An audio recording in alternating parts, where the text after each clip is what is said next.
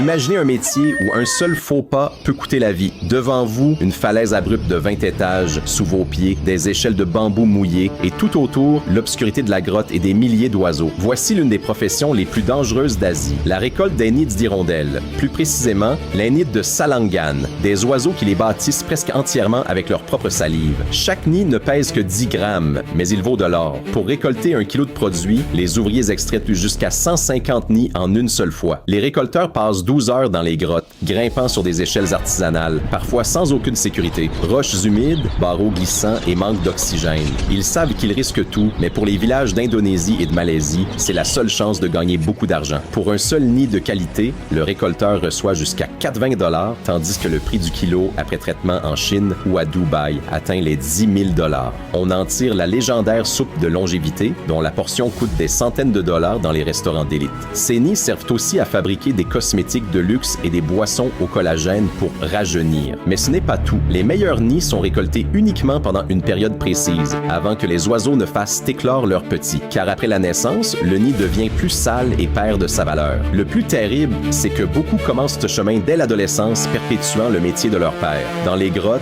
avant l'ascension, les hommes prient toujours, car des tragédies surviennent chaque année. Mais quand un seul petit nid peut nourrir une famille pendant plusieurs jours, la peur passe au second plan.